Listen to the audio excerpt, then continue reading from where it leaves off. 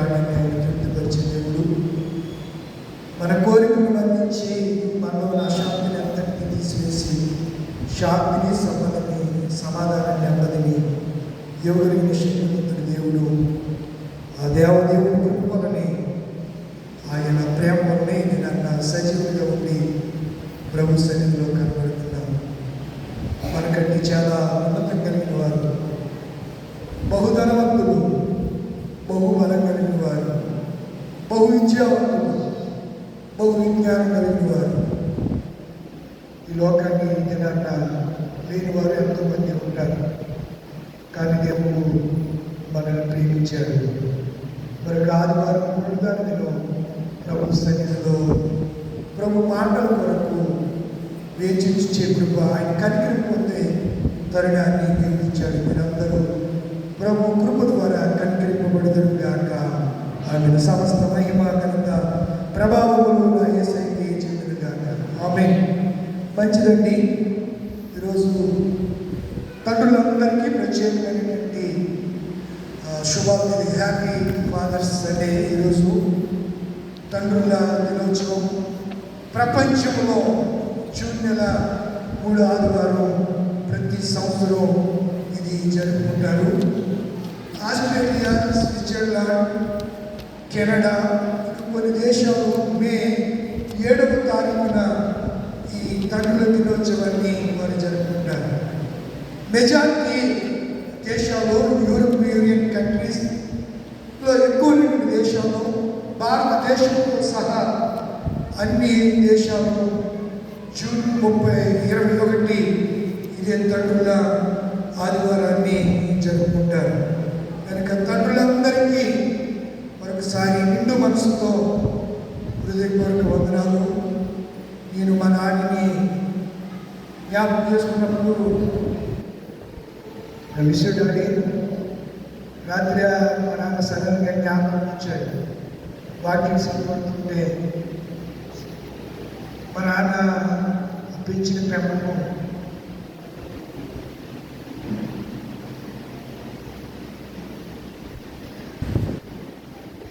ప్రేమించినట్టు విధానం, ఆయన కష్టపడిన తత్వం పిల్లలంగా మా కొరకు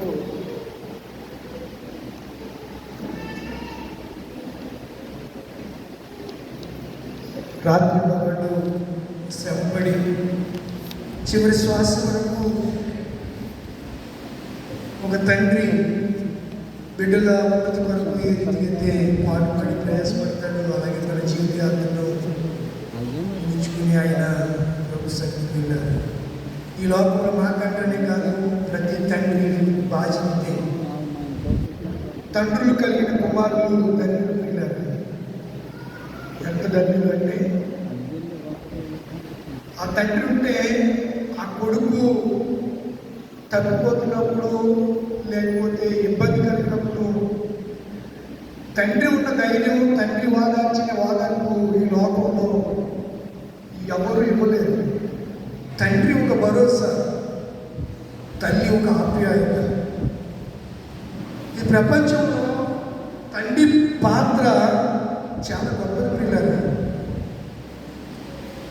ఇహలోకంలో ఉన్న తండ్రి ఇంతగా తన బిడ్డలు కొరకు ఇంత ప్రయాసపడుతూ ఉంటే, పరలోకపు తండ్రి అయినటువంటి దేవుడు మన తండ్రి మన కొరకు ఎంత ఆలోచన కలిగి, ఎంత ప్రణాళిక కలిగి ఆయన ఉన్నాడు అనే సంగతి ఈ 3 పాఠాల్లో సారాంశంలో మనము గ్రహించగలుగుతుంటాం.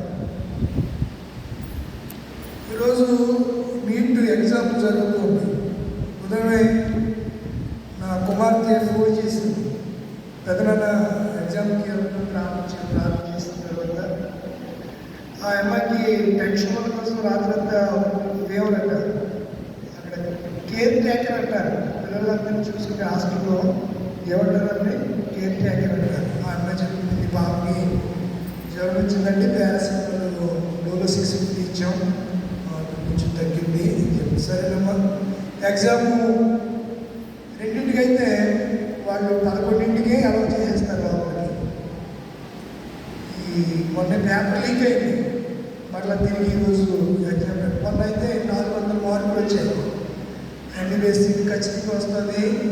ఓబీసీ కోటాలో బీసీ రిజర్వేషన్లో వస్తుంది నేను ఆశపడ్డాను. తీరా ఆ ఎగ్జామ్ క్యాన్సిల్ అయింది. మరి ఇప్పుడు మరి ఎలా ఉంటుందో పాపతో చెప్పిన మాట ఏంటనగా, అమ్మ దేవుడు నీకు ఇంకా ఎక్కువ మార్కులు స్కోర్ చేయడానికి మనకు ఆపర్చునిటీ ఇచ్చాడేమో, బాగా చదివి ధైర్యంగా ఎగ్జామ్ రాయి అని నేను చెప్పడం జరిగింది. ఒక తండ్రిగా తల్లిదండ్రులుగా నేను చెప్పే మాటలు వింటే మా తమ్ముడు ఉండి వాడు చెప్తే ఆ పిల్లకి ఇంకా భరోసా ధైర్యం ఉంటుంది కదా అని నా మనసుకు అనిపించి చాలా దుఃఖం కలిగింది. పరలోక తండ్రి కూడా మనతో మాట్లాడకపోతే, పరలోక తండ్రి మన ఎడల ప్రేమ చూపకపోతే, జాలి చూపకపోతే, కనికరం పడకపోతే మన పరిస్థితి కూడా అదే. కొన్నిసార్లు మనకి ఈ విషయాలు తెలియవు. ఏదో నెగ్లిజెన్సీ లోపని లేకపోతే ఏదో లోక సంబంధంగా ఆలోచించి చాలాసార్లు తండ్రి ప్రేమను అర్థం చేసుకోలేదు. భయంకరమైన తాగుబోతైన తండ్రి కూడా కొన్నిసార్లు తన బిడ్డల గురించి ఆలోచిస్తాడు. ఆలోచించకుండా ఏ తండ్రి ఉండడు. జన్మనిచ్చిన ఏ తండ్రి అని పరమ తాగుబోతైనా సరే ఏదో సమయంలో తన కుటుంబం కొరకు తన బిడ్డల కొరకు ఆలోచిస్తాడు తప్పనిసరిగా. ఆలోచించకపోతే వాడిని మనము తండ్రి అని పిలవలేము. మనము తండ్రి అని మనము అబ్బా అని మనం మొరపెట్టు పరలోక తండ్రి ఆయన మీకా ప్రవక్త ద్వారా ఒక మాట సెలవిస్తూ ఉన్నాడు. నేను కనికరము కలిగినటువంటి దేవుడు. ఈరోజు నేను చెప్పాలనుకుంటున్న అంశము మెర్సీ అనగా కనికరం. ఏంటి దేవుని యొక్క కనికరము? దేవుని కనికరం ఏంటి? ఒక మాట మీకు జ్ఞాపకం చేయడానికి నేను ఇష్టపడుతూ ఉన్నాను. పరిశుద్ధ గ్రంథంలో మీకా వ్రాసినటువంటి ఈ గ్రంథంలో చూడండి, 7వ అధ్యాయము 18వ వచనంలో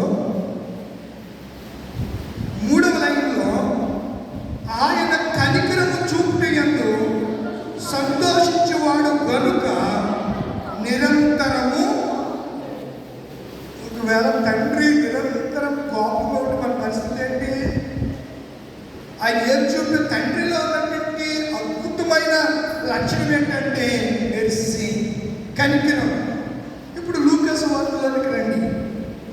లూకా సువార్త 15వ అధ్యాయం. లూకా సువార్త 15వ అధ్యాయము 20వ వచనం. వాడికన్నా దూరముగా ఉన్నప్పుడు తండ్రి వారిని చూచి కనికరపడి. మీకాలో ఏం చదువుకున్నాం? ఆయన కోపం ఉంచే దేవుడు కాడు, కనికరం కలిగిన దేవుడు. ఇప్పుడు లక్షణాలు చూస్తున్నాం. నేను కనికరం కలిగిన దేవుడిని అని మీకా ప్రభుత్వం ద్వారా చెప్పాడే. ఇప్పుడు ఆయన కనికరంలో ప్రేమ ఇప్పుడు ప్రత్యక్షంగా ఒక తండ్రి నుంచి ఆయన ఎలా తండ్రి ప్రేమ ఎలా ఉంటుందో జ్ఞాపకం చేసుకున్నాడు. వాడికన్నా దూరముగా ఉండగానే కనికరపడి. 20 వచ్చిన చదువు అందరూ. వాడికను